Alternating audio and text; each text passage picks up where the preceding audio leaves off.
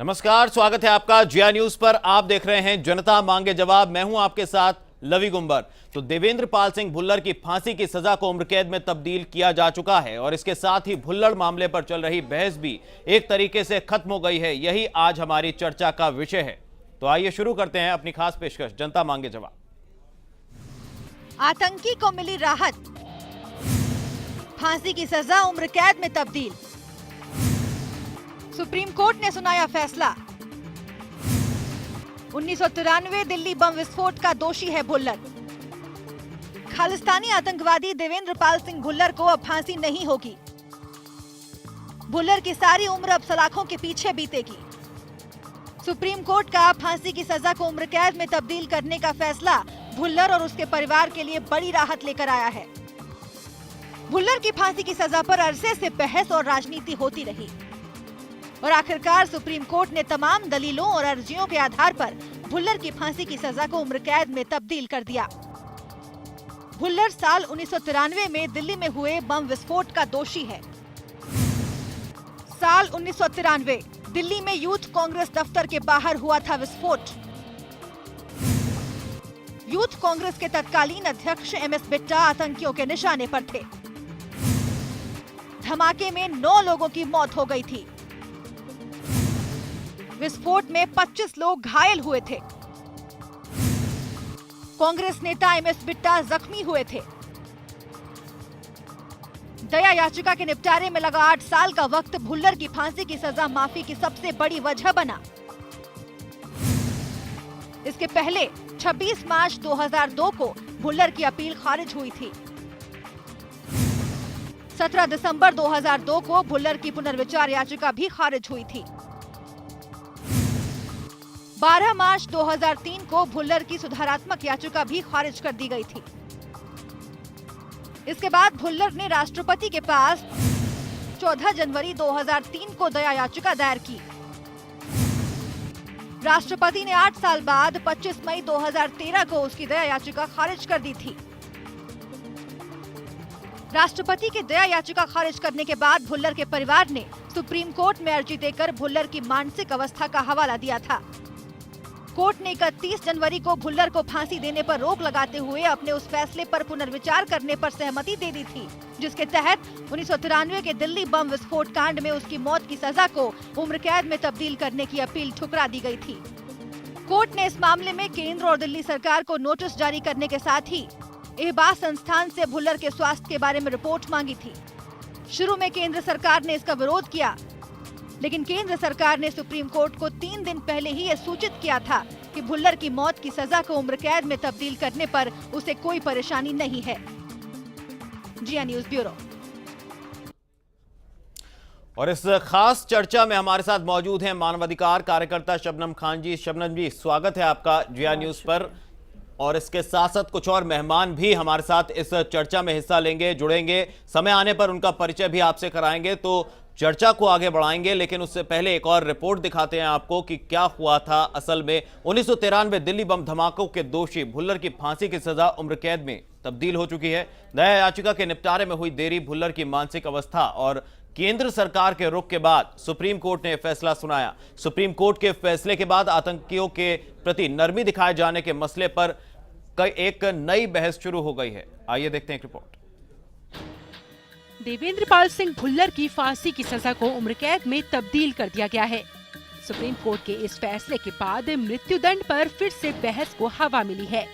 इसके साथ ही सियासी नफे नुकसान की खातिर फांसी की सजा होने वाली कवायद पर भी बहस होती रही है। अकाली दल ने भुल्लर की फांसी की सजा को उम्र कैद में तब्दील करने के सुप्रीम कोर्ट के फैसले का स्वागत किया। Shiromani Akali Dal welcomes the supreme court decision. वहीं कसाब और अफजल गुरु की फांसी की लगातार मांग करने वाली बीजेपी भुल्लर मामले में सधे हुए बयान दे रही है। उसकी मानसिक स्थिति जब डॉक्टर ने सर्टिफाई किया है कि ठीक नहीं है, तो मैं समझता हूं कि ऑटोमेटिकली एक बेसिस बनती है उनको माफ करने के लिए, उनको क्षमा करने के लिए या उनके लिए छूट देने के लिए। और अगर बात की जाए केंद्र सरकार की, तो केंद्र सरकार का रुख भुल्लर के मामले में लगातार बदलता रहा है। सुप्रीम कोर्ट ने फांसी की सजा को उम्र कैद में तब्दील करने के फैसले के पहले केंद्र सरकार से भी उसका पक्ष जानना चाहा था, जिस पर केंद्र सरकार ने फांसी की सजा माफ किए जाने पर कोई आपत्ति दर्ज नहीं कराई। 1993 बम धमाके के पीड़ित MS बिट्टा केंद्र के फैसले का जमकर विरोध करते दिख रहे हैं।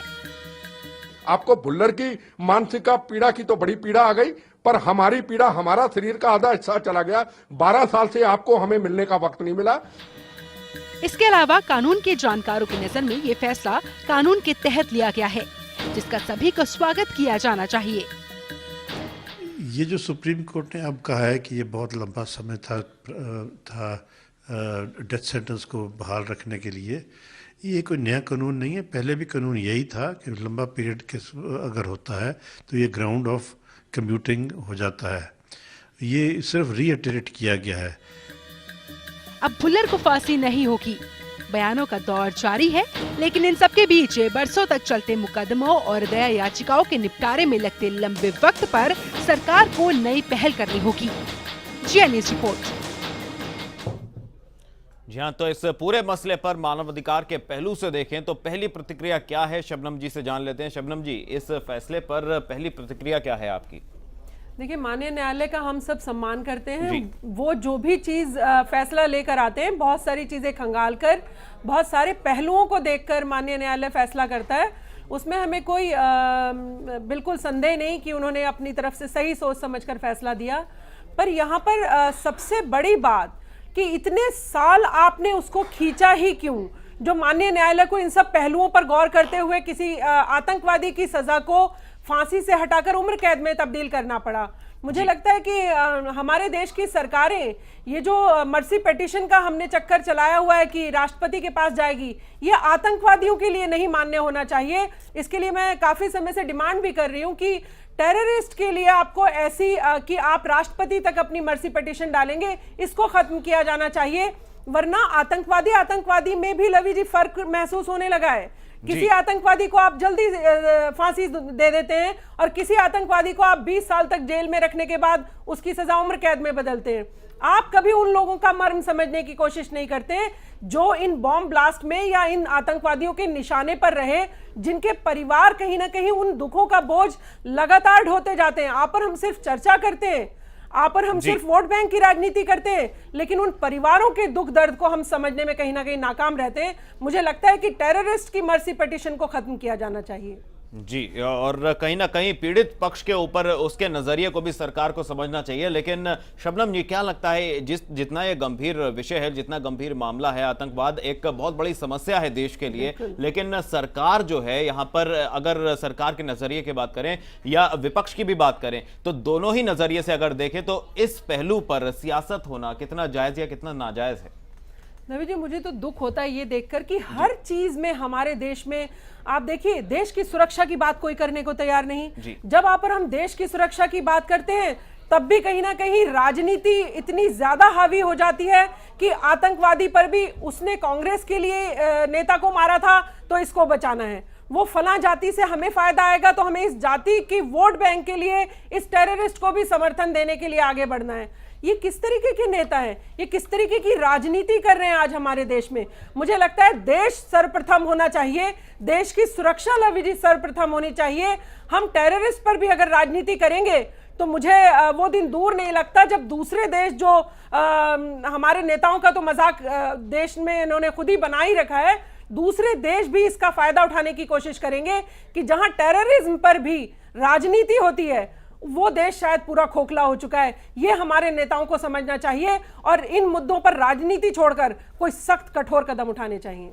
जी शबनम जी, लेकिन ह्यूमन राइट्स की अगर बात करें तो यहाँ पर फांसी की सजा इस देश में, भारत की अगर बात करें तो कितनी उचित या कितनी अनुचित है? क्योंकि यहाँ जो क्राइम है, अगर दूसरे देश के नजरिए से देखें तो उससे तुलना करना बेमानी होगा, लेकिन अगर अपने मौजूदा यहाँ के हालात की अगर बात करें तो कितनी उचित या कितनी अनुचित है, इस पर भी अच्छी खासी बहस होती रही है। लेकिन जी देखिए, फांसी देने से सब लोग कहते हैं कि कोई हल निकल कर नहीं आता, लेकिन फिर अगर आप फांसी नहीं देना चाहते तो भी आपने कौन सी बड़ी नजीर पेश कर दी है जहां इस तरीके के अपराधी में कोई खौफ पैदा हो? आप ये काम भी नहीं करेंगे, आप फांसी देने के में भी कहीं ना कहीं राजनीति करेंगे। मुझे लगता है कि अगर आप फांसी नहीं देना चाहते, ये देश का अपना कानून है, देश चाहे फांसी देने की सजा को कायम रखे, चाहे उसको रोक लगा दे, लेकिन सबसे बड़ी बात यह है कि क्या आपने कभी इस तरीके की चीजों को आगे ना आए इन पर काम किया? वो छोटे छोटे मुद्दों पर काम किया जो आपके देश की सुरक्षा को आगे बढ़ाने में सहायक होते। आप सिर्फ राजनीतिक रोटियां भांजने का काम करते रहेंगे तो आप और हम फांसी दें ना दें इसमें भी उलझे रहेंगे लवी जी। और सबसे बड़ी बात, कोई भी नेता टेररिज्म पर स्टैंड लेने को तैयार नहीं, वो भी सिख मुस्लिम। टेररिस्ट को भी आप सिख बांटते हैं, आप मुसलमान बांटते हैं, आप भगवा रंग देने की कोशिश करते हैं। आतंकवादी का कोई धर्म नहीं होता। जब ऐसी बात सब लोग उठकर बता रहे हैं आपको, तो आपको राजनीति छोड़कर आतंकवादी की नजर से ही हर एक व्यक्ति को देखना होगा। अगर माननीय न्यायालय के जो भी फैसले आए, हर चीज का फैसला न्यायालय को ही करना पड़ता है लवी जी। सरकारें कहीं ना कहीं हर फैसला लेने में नाकाम दिखाई देती हैं। जी शबनम जी, लेकिन अगर औसतन फांसी की सजा की बात करें तो भारत में 132 लोगों को हर साल फांसी की सजा सुनाई जाती है, जिनमें से कई ऐसे मामले होते हैं जिन पर जो सजा है वो आगे जाकर के तब्दील कर दी जाती है उम्र कैद में। लेकिन अगर यहां पर बात करें अगर क्राइम की, तो क्या लगता है कि फांसी की सजा होती है या सजा का ऐलान होता है, उसका अपराधियों के मन में कहीं ना कहीं खौफ होता है? क्या वो नजर आता है? क्योंकि अपराध तो घट नहीं रहे हैं, अपराध तो निरंतर बढ़ रहे हैं। फांसी देते ही कहां हैं आप 20-20 साल किसी को जेल में डालकर रखते हैं जी। आप तुरंत कार्रवाई करते ही कब हैं? आप अगर इस तरीके से टेररिस्ट की बात कर रहे हैं, हम यहाँ एक आतंकवादी की बात हो रही है जो 20 साल तक आपके इन सब चीजों को झेल रहा है, और आप फिर उस पर एक मर्सी पिटीशन 8 साल तक खिंचती है। अगर आप इस तरीके की चीजें करेंगे तो कोई बड़ी नजीर पेश नहीं हो रही है। आपको आतंकवादी की सजा को तय करना होगा कि इसको इतनी जल्द से जल्द फास्ट ट्रैक में ले जाकर किस तरह से जल्द, चाहे आप फांसी देना चाहें तो फांसी दीजिए, या कोई कड़ी सजा, कठोर, जो भी कठोर से कठोर हो सकती है उसे देना चाहें। लेकिन हमारे देश में जो राजनीतिक इच्छा शक्ति है लवी जी, वो बेहद कमजोर है। वो किसी भी तरह से सिर्फ वोट बैंक की राजनीति करना पसंद करते हैं, और यहां किसी एक पार्टी की बात नहीं है। आप देखिए, जो भी पार्टी है, कोई देश के लिए स्टैंड लेने को तैयार नहीं है, कोई उन लोगों के जख्मों पे मरहम लगाने के लिए तैयार नहीं है। जो व्यक्ति उस हादसों में जो पीड़ित होते हैं, आप देखिए उन पर भी सिर्फ जब तक आपका कैमरा रहता है नेता के सामने, वो तभी तक अच्छी और मीठी लुभावनी बातें करते नजर आते हैं। कैमरा हटते ही वो कहीं ना कहीं फिर राजनीतिक रोटियां भांजते हैं और उनके जख्मों से भी राजनीतिक रोटियां लेने का काम करते हैं। मुझे लगता है इन सब चीजों से उबरना होगा हमारे राजनेताओं को, तब कहीं जाके हमारा देश मजबूत, शक्तिशाली, जैसी हम बात करते हैं वैसा सुदृढ़ दिखाई देगा।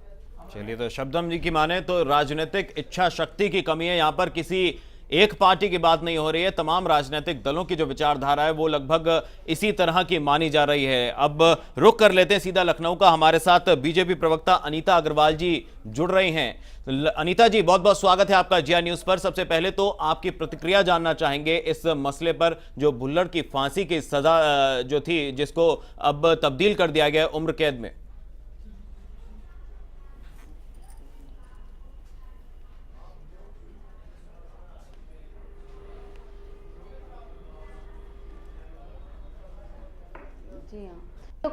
जी, ये कोर्ट के द्वारा निर्धारित हुआ है, कोर्ट का फैसला है, और कोर्ट के मामले में आदमी क्या बोल सकता है। लेकिन जबकि बात तो सही है, आतंकवादी होता है, चाहे वो कोई भी ऐसा आतंकवादी, चाहे मुस्लिम हो, चाहे वो सिख हो, चाहे हिंदू हो, क्योंकि आतंकवादी की कोई जाति नहीं, कोई धर्म नहीं, कोई कुछ नहीं।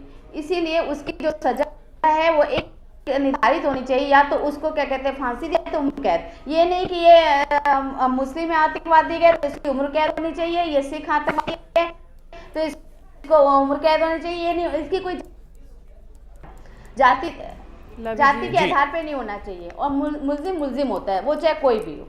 जी, मुल्जिम होता है चाहे कोई भी हो। शबनम जी, आप कुछ कहना चाह रही थी, लेकिन 98 देश ऐसे हैं जहां फांसी की सजा नहीं है।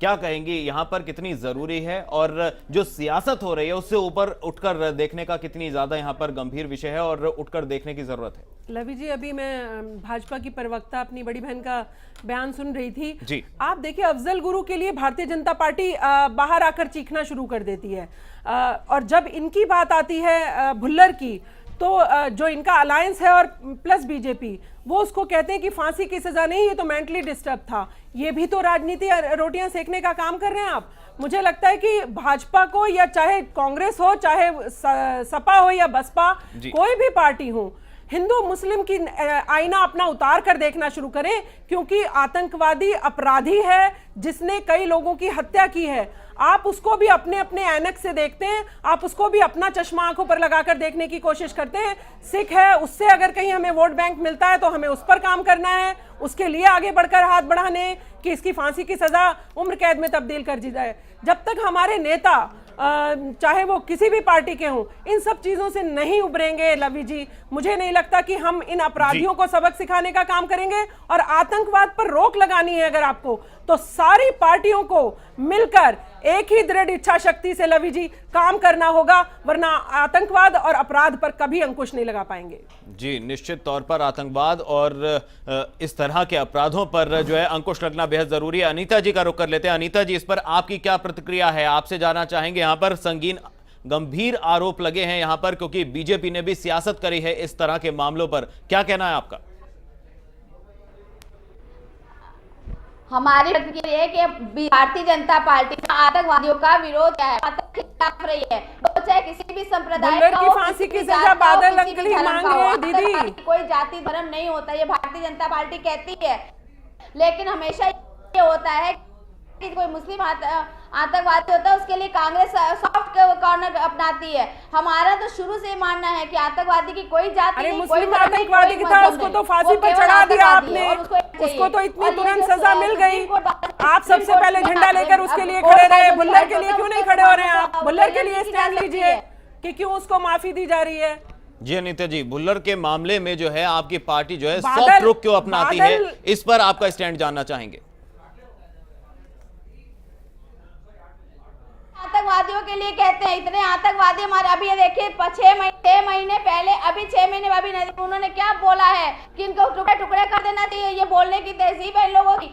अब मोदी जी भी इसी तरीके की बातें करते हैं। माफ कीजिए, कोई भी नेता दूध का धुला नहीं है, कोई भी नेता दूध का धुला नहीं है। यहाँ नेताओं की बात नहीं हो रही, यहाँ एक बड़े मुद्दे पर बात हो रही है, आतंकवादियों पर बात हो रही है। अगर हमारे नेताओं का स्तर लवी जी ये है कि कोई टुकड़े टुकड़े कर देगा कहता है, उस पर कोई एक्शन नहीं। मोदी जी और राहुल जी इस तरीके की चीजें कहते हैं जो देश पर कहीं ना कहीं भारी पड़ती हैं, और उन पर भी कोई एक्शन नहीं होता है। चुनाव आयोग भी कहीं ना कहीं मूक दर्शक बन के देखता है। तो मुझे लगता है कि आतंकवाद तो बहुत बड़ा मुद्दा है, उसके लिए तो सबको एकजुटता दिखानी चाहिए। पर यहां पर भी आप देखिए कि साध्वी प्रज्ञा, अफजल गुरु, इस तरीके से बांटा जाता है इनको ग्रुप में कि आतंकवाद, अगर मुस्लिम अफजल गुरु नाम है उसका तो वो मुस्लिम आतंकवादी हो गया, अगर वो साध्वी प्रज्ञा थी तो ये भगवा आतंकवाद हो गया। आतंकवाद आतंकवाद है, और हमारे देश की इच्छा शक्ति जब तक मजबूत नहीं होगी और सब लोग एक ही तरह का स्टैंड नहीं लेंगे और इस तरीके की राजनीति करेंगे कि वो फला मुस्लिम के लिए सॉफ्ट कॉर्नर था या फला, बहुत सारे मुस्लिम लवी जी ऐसे भी हैं जिनके ऊपर दाग लगाया गया, वो 8-8, 10-10 साल सजा खाकर आए, बाद में उन्हें माफ किया गया कि वो इनोसेंट थे। उनका क्या आप भरपाई कर पाएंगे? एक निष्पक्ष जांच, और जिसको आप पकड़ते हैं उसे तुरंत सजा। निष्पक्ष जांच और तुरंत सजा जब आप देनी शुरू करेंगे तो मुझे लगता है सब दूध का दूध और पानी का पानी हो पाएगा। चलिए, निष्पक्ष जांच और तुरंत सजा, इस मसले का क्या हल हो सकती है? क्या इस मामले में जो है आगे किस तरह की जो है समस्याएं उठ सकती हैं, और जो सरकारें हैं उनका क्या रोल होना चाहिए? और जो रोल हुआ है यहाँ पर, जिस तरीके से डिले किया गया है, जिस तरीके की सियासत की जा रही है या की गई है, उस पर भी इस चर्चा को जारी रखेंगे। अनीता जी हमारे साथ लखनऊ से जुड़ी हुई हैं। अनीता जी, आपकी यहाँ पर प्रतिक्रिया जानना चाहेंगे, भुल्लर की फांसी पर आपकी पार्टी ने क्या स्टैंड लिया?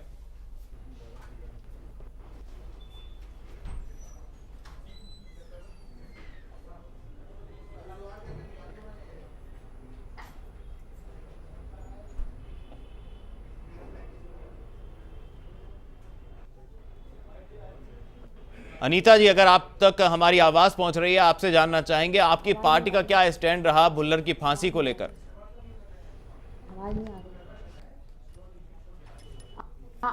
जी,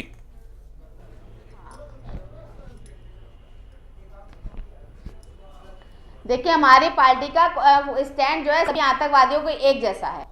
के लिए कोई जाति नहीं, कोई धर्म नहीं, कोई कुछ नहीं। आतंकवादी आतंकवादी होता है, वो चाहे किसी संप्रदाय का हो, किसी जातिवादी का हो, उसको केवल एक ही निगाह से देखना चाहिए। भारतीय जनता पार्टी हमेशा कहती रही और हमेशा कहती रहेगी। जी, लेकिन अनीता जी, इस पूरे मामले पर आपकी पार्टी ने भी सॉफ्ट रुख अपनाया, अपना स्टैंड जो है वो उसको सॉफ्ट किया, ऐसा क्यों? इस तरह के आरोप क्यों लग रहे हैं?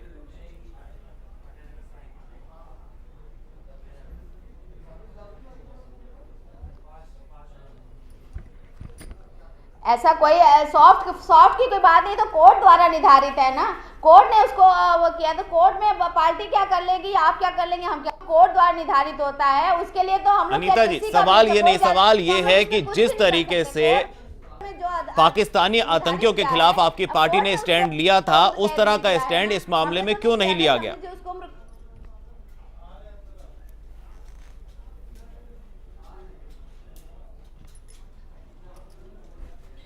देखिए, पाकिस्तानी आके हमारे यहाँ पे आतंकवाद फैलाए, वो बात वो बताइए, आप बताइए, वो गलत है कि सही है? पाकिस्तानी आए हमारे लोगों के सर काट के ले जाए, सैनिकों के, चीन आए कब्जा कर ले, उसमें भी आप चाहते हैं भारतीय जनता पार्टी उसका विरोध ना करे। अनीता जी, अकाली दल ने इस फैसले का स्वागत किया है, बीजेपी का क्या स्टैंड है? बीजेपी किस तरीके से देखती है इस फैसले को? हमारे यहाँ कोई सुरक्षा नहीं है, ये किसकी देन है? ये कांग्रेस आज। जी अनीता जी, आवाज नहीं आ रही, क्या बोल रहे हैं, आवाज नहीं आ रही। जी, सवाल ये था कि अकाली दल ने इस फैसले का स्वागत किया है, आपकी पार्टी का क्या रिएक्शन? अकाली दल ने इस फैसले का स्वागत किया है, आपकी पार्टी का क्या रिएक्शन है इस पर? देखिए, हाँ, तो अकाली दल ने स्वागत किया होगा, लेकिन भारतीय जनता पार्टी ने स्वागत नहीं किया। भारतीय जनता पार्टी कोर्ट का जो भी निर्णय है उसको मान्य किया, मानती है। कोर्ट का जो भी निर्णय होता है वो भारतीय जनता पार्टी सबका मानती है। अकाली दल ने क्या, अकाली दल एक अलग पार्टी है, वो बात अलग है कि रिलायंस हमारे जी पार्टी जो है वो कोर्ट की मानना करती है, मानना नहीं करती है। जो कोर्ट ने आदेश दिया उसको स्वीकार करती है। चलिए, कोर्ट ने आदेश दिया, बीजेपी उसको स्वीकार करती है। हालांकि इनका कहना है अनीता जी का कि यहाँ पर अगर अकाली दल ने स्वागत किया है तो उनकी पार्टी इसका स्वागत नहीं करती है। इस चर्चा को आगे जारी रखेंगे, कई और सवाल हैं जिनके जवाब तलाशने हैं, लेकिन इस छोटे से ब्रेक के बाद। तो यहाँ रुक रहे एक छोटे से ब्रेक के लिए, जनता मांगे जवाब का यह खास एपिसोड जारी है। मिलते हैं इस छोटे से ब्रेक के बाद।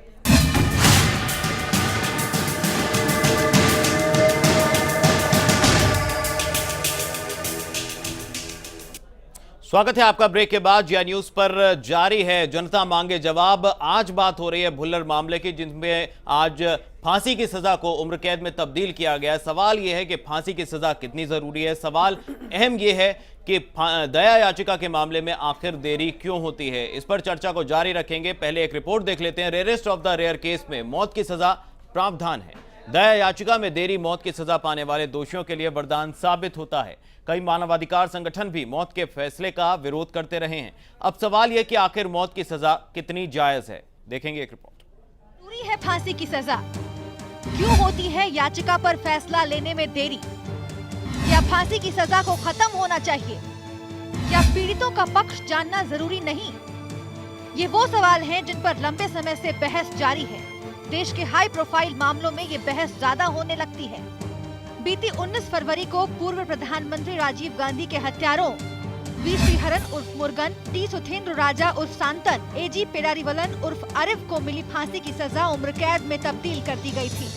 कोर्ट ने दया याचिका निपटाने में हुई 11 साल की देरी को प्रताड़ना और अनुचित बताते हुए ये फैसला दिया था।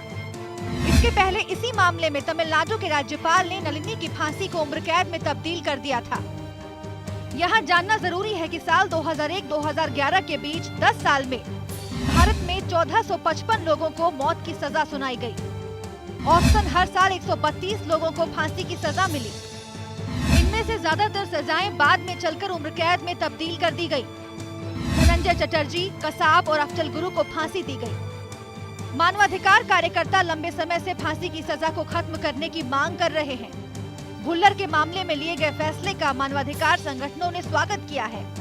We are very happy that India is now coming closer to the international standards on death penalty, which clearly states that people with mental illness should not be executed.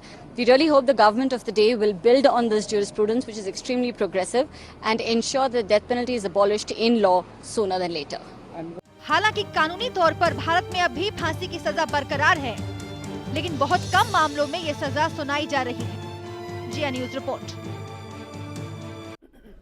यहाँ तो कानून ने अपना काम किया है, लेकिन सवाल इस बात का है, मुद्दा ये है कि यहाँ पर सरकार का जो रुख है, जो देरी होती है दया याचिका के फैसले को लेकर, क्योंकि पिछले 20 साल में अमूमन देखा गया कि सरकारें बदली, बीजेपी का भी शासन रहा, कांग्रेस का भी शासन रहा, लेकिन जो फैसला था उसे लेने में जो है टाल मटोल का जो रवैया रहा, वो क्यों, उस पर सियासत क्यों हुई।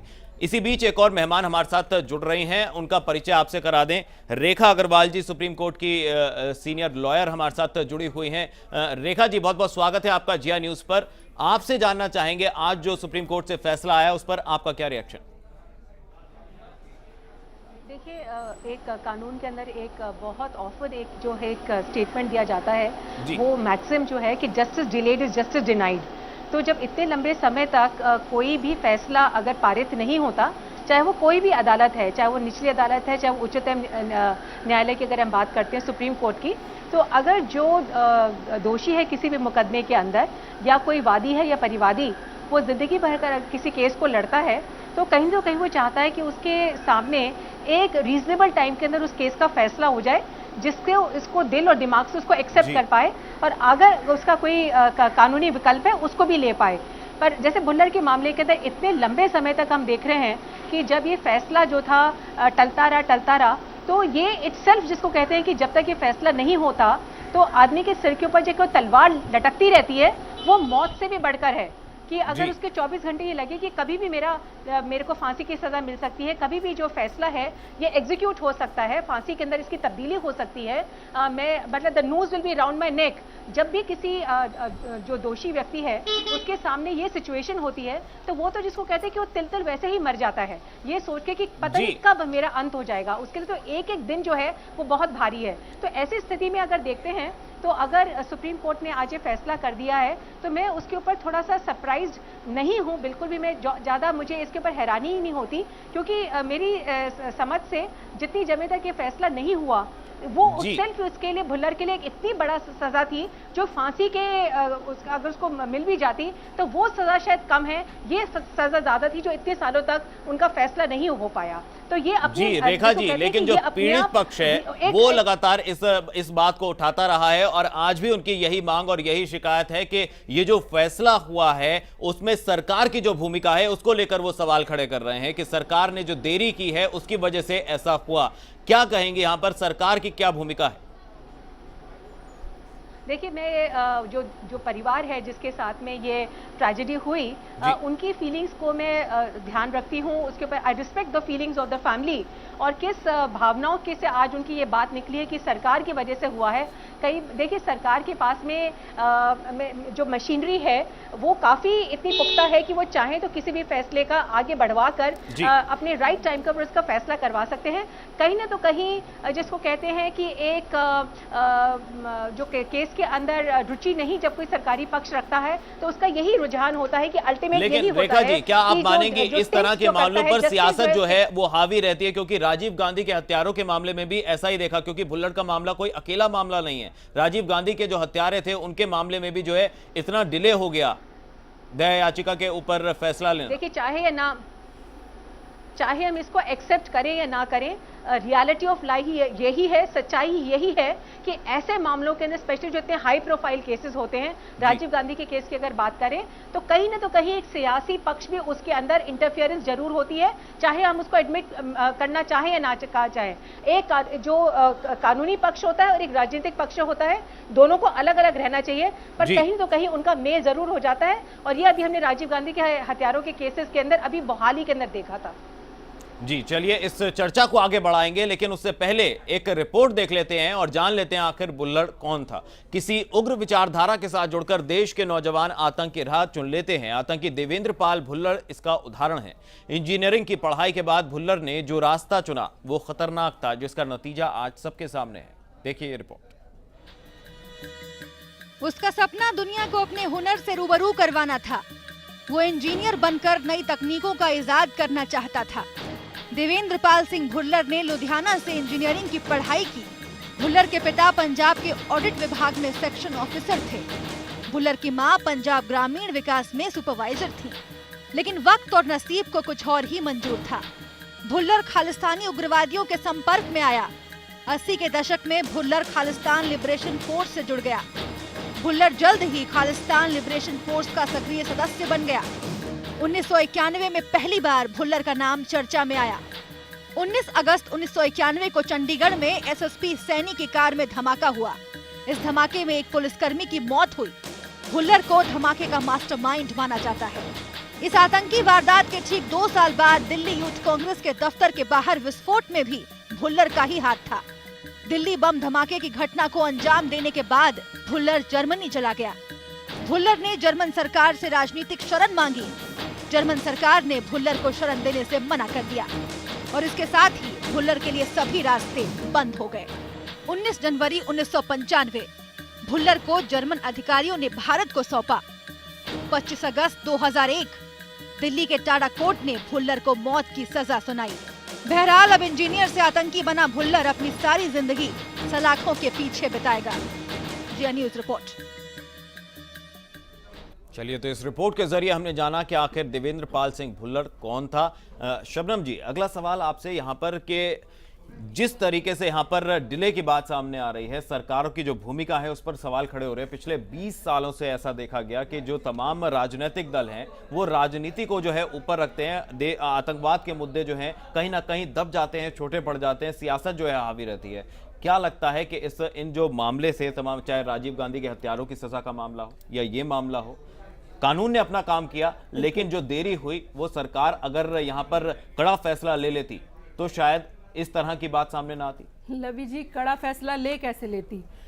आप देखिए, आतंकवादियों को भी इस तरह से सहेज कर रखा जाता है कि जब जिस तरह इनको भुनाना होगा और जिस पार्टी को भुनाना होगा वो इनको उसी एंगल से भुनाने की कोशिश करेगी। चाहे वो राजीव जी के हत्यारे की बात हो, जब राजीव जी के हत्यारों की फांसी की सजा उम्र कैद में तब्दील हुई लवी जी, तब जयललिता जी ने अपना राजनीतिक दांव खेला कि हम इन्हें बिल्कुल ही माफ कर देंगे और रिहा किया जाएगा। तो यहाँ पर देश में किसी भी नेता की विल पावर नहीं देखते हैं हम कि टेररिज्म से लड़ना है, हमें आतंकवादियों को सबक सिखाने का काम करना है, हमें आतंकवादियों को उनका वो रास्ता बंद करना है जिससे वो पनप ही ना सकें। ये सब चीजें करने में हमारी सरकारें, चाहे वो किसी भी पार्टी की हो, हर राज्य का यही हाल है, सब नाकाम है। लेकिन कसाब और अफजल गुरु की जो फांसी की बात थी, वहां पर जो है सरकार ने कहीं ना कहीं थोड़ा जो डिले वाला मामला है वो ना दिखाते हुए फैसला लिया। लवी जी, आपने ये बहुत अच्छा सवाल उठाया। आप एक चीज देखिए, जब सारी पार्टीज मिलकर प्रेशर बनाती हैं कि कसाब को फांसी होनी ही चाहिए, वो आतंकवादी है, वो पाकिस्तान से आया हुआ आतंकवादी है जिसने हमारे देश में ये सब किया, तो फिर भुल्लर को क्यों नहीं? आप ना जब प्रेशर बनाते हैं सरकार पर सही काम के लिए तो काम होते हैं। आपने इन सब चीजों पर प्रेशर ही नहीं बनाया। आप देखिए, हमारा सत्ता पक्ष की हम बात कर रहे हैं जिसने इतने साल इसको खींचा। अभी आपने खुद भी कहा कि सभी पार्टियों का राज रहा है इतने समय में, लेकिन विपक्ष की भी मैं अगर बात करूं तो विपक्ष ने भी वो भूमिका जो विपक्ष को निभानी चाहिए टेररिज्म के अगेंस्ट, लवी जी, वो निभाने में बिल्कुल नाकाम रहा है। सत्ता पक्ष को तो नाकामी का आप पर हम टैक्स जल्दी दे देते हैं, लेकिन हमारे देश में जो विपक्षी पार्टियां हैं, आपको और हमें उनकी तरफ भी देखना होगा। वो भी कहीं ना कहीं टेररिज्म और टेररिस्ट के लिए कहीं ना कहीं अपनी राजनीतिक रोटियों की वजह से उनको कास्ट में डिवाइड करना चाहती हैं। उनको अपनी तरह से सजा सॉफ्ट हो या उनकी बढ़ाई जाए या जल्दी दी जाए या उनमें देरी हो, इन सब चीजों पर काम करती हैं। उनका लक्ष्य सिर्फ ये नहीं है, चाहे किसी भी पार्टी की बात करें, कि ये आतंकवादी था, चाहे वो हमारे देश का था, अंदरूनी आतंकवादी तो और ज्यादा घातक है। लवी जी, अनीता जी से उनकी राय ले लेते हैं। अनीता जी, आपका क्या मत है यहाँ पर कि बीजेपी ने जो कसाब और अफजल गुरु की जो फांसी की बात आई थी तब जो विरोध दर्ज कराया था, लेकिन इस मामले में उनकी पार्टी ने जो रुख है वो उतना जोरदार तरीके से क्यों पेश नहीं किया?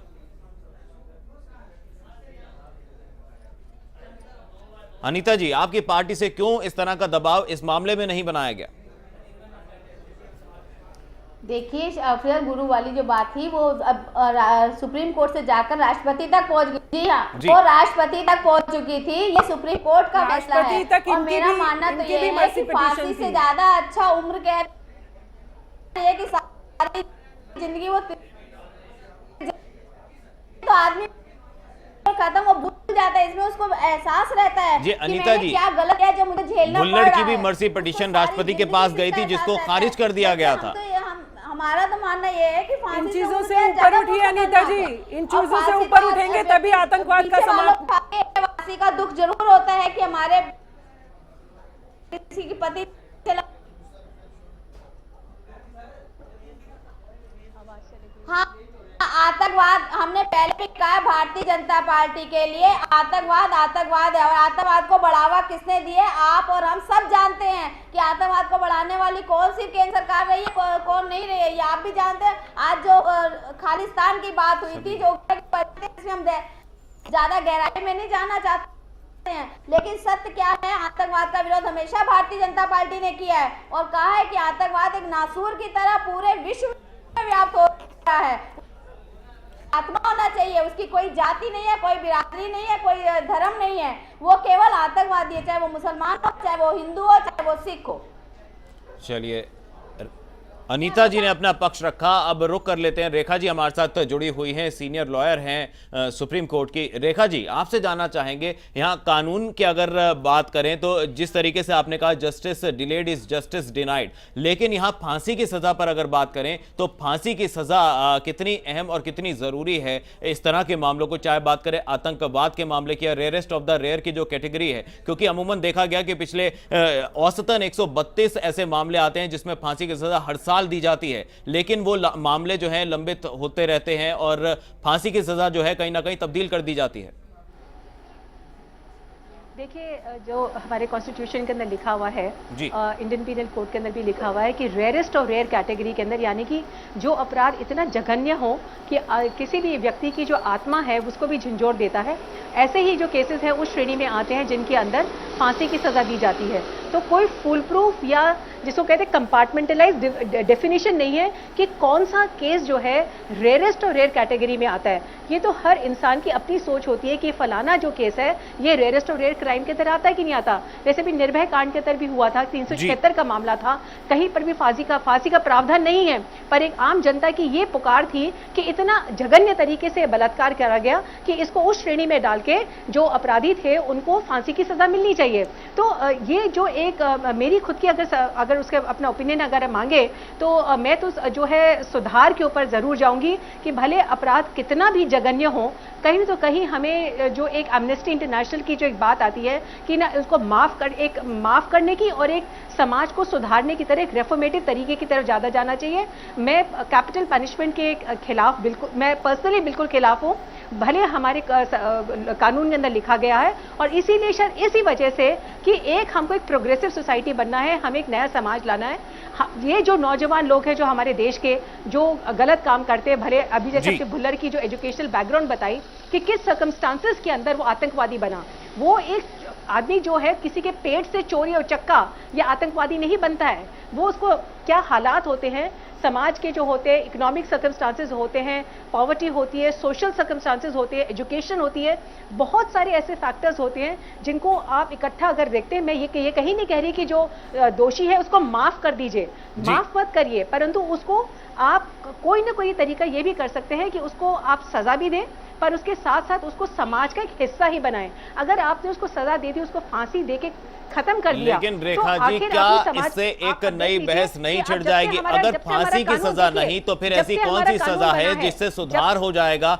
ऐसा क्या यहाँ, क्योंकि ऐसे तो अपराधियों के मन में जो है और ज्यादा जो है वो निडर हो जाएंगे और कानून का जो खौफ है वो बिल्कुल खत्म हो जाएगा।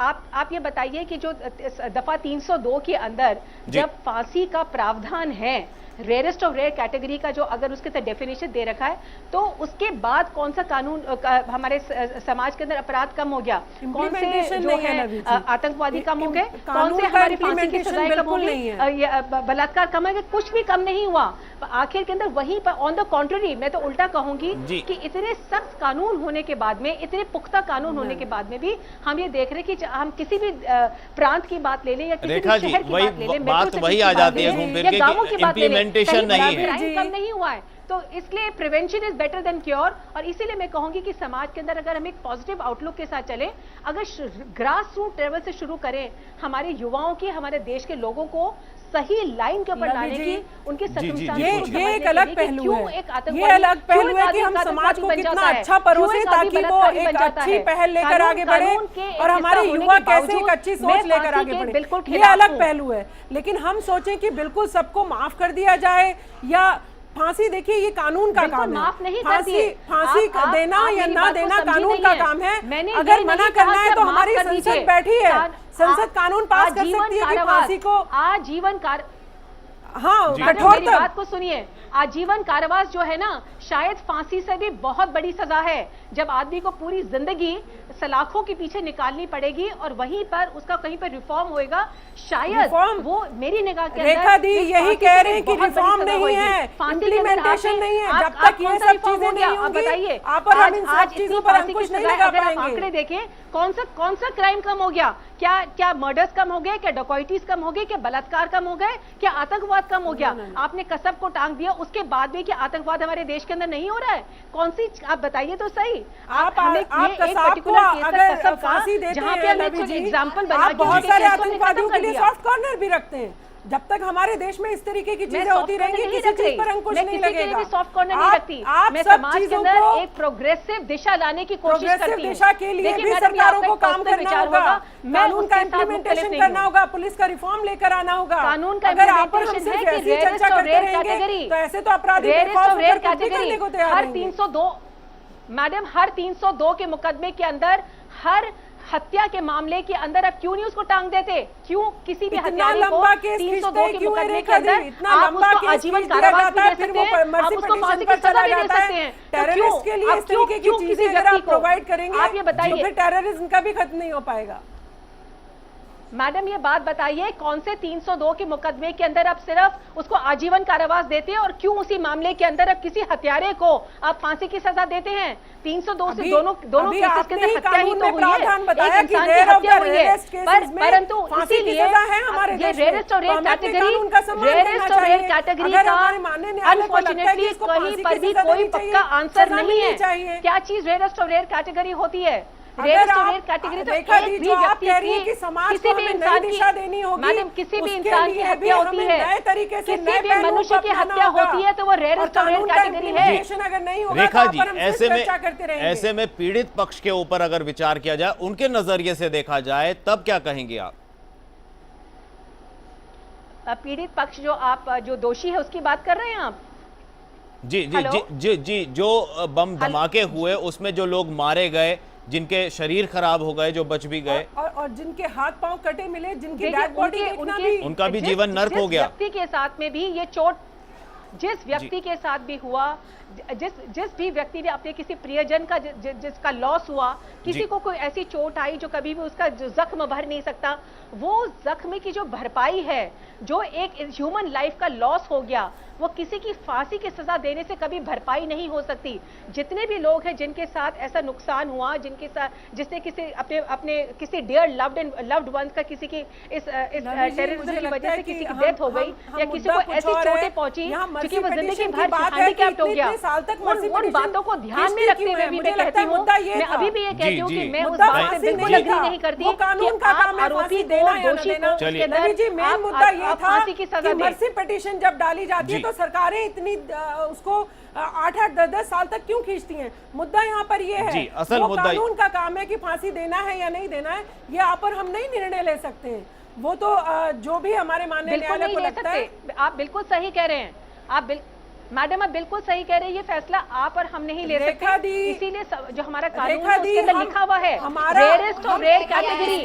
What is the rare category? Mercy petition जो राष्ट्रपति के पास जाती है ये 8-8, 10-10 साल तक क्यों खींच दी जाती है?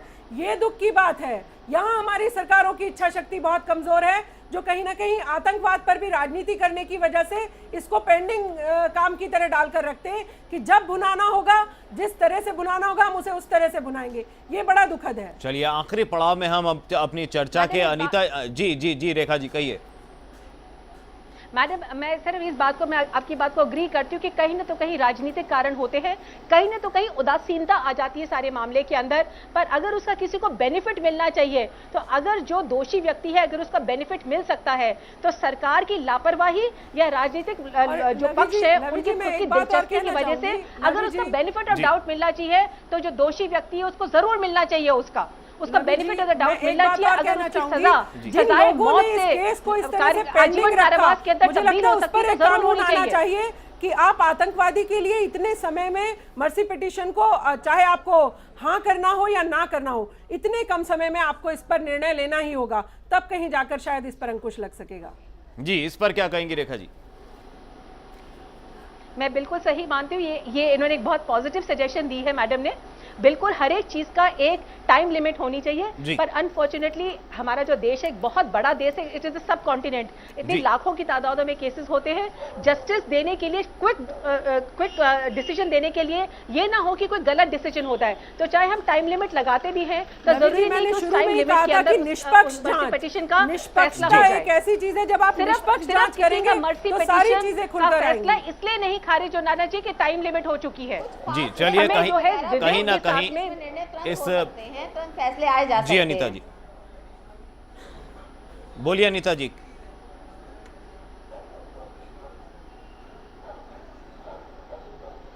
हमने कहा फास्ट ट्रैक कोर्ट वगैरह भी होनी चाहिए, जिसमें कि कुछ एक लिमिट होनी चाहिए। बात बिल्कुल सही है कि इतने लंबे समय तक नहीं लटकाना चाहिए। जो केस की याचिका है उसको सही है, जो है इस पॉइंट पे हम भी सहमत हैं कि डिले बहुत हो जाता है, उससे बड़ा दिक्कत होती है। इसमें जल्दी याचिका होनी चाहिए और जल्दी इसमें निर्णय आना चाहिए। इस बात से हम भी सहमत हैं। कानूनी प्रक्रिया है लवी जी, चाहे वो फास्ट ट्रैक कोर्ट की बात करें, अगर कम है तो उन्हें बढ़ाना चाहिए। रेखा दी इस पर अग्री करेंगी कि हमारे जो छोटी छोटी चीजें सरकारों को मुहैया करानी चाहिए, ताकि फास्ट ट्रैक कोर्ट में भी जल्दी से हम काम कर सके, और राष्ट्रपति के पास जो मर्सी पिटीशन जाए उसके लिए भी कोई टाइम लिमिट तय की जाए। अगर हम इस पर काम करेंगे तो आतंकवाद पर जरूर अंकुश लगा पाएंगे। जी तो चलिए, तमाम पहलू हैं जिन पर काम होना है, लेकिन बड़ी बात यह कि राजनीतिक इच्छा शक्ति अगर दुरुस्त हो जाए तो कहीं ना कहीं इस तरह के फैसले जो हैं इतनी देरी ना हो, और कहीं ना कहीं अदालत जो है, कानून जो है वो अपना काम कर रहा है, लेकिन इस तरह की स्थिति उत्पन्न ही ना हो। फिलहाल इस चर्चा को यहीं पर विराम देते हैं। बहुत शुक्रिया आप सभी मेहमानों का हमारे साथ जुड़ने के लिए, इस चर्चा में शामिल रहने के लिए। तो जनता मांगे जवाब में आज बस इतना ही। लवी गुंबर को दीजिए इजाजत। खबरों की रफ्तार जारी है, देखते रहिए जिया न्यूज। नमस्कार।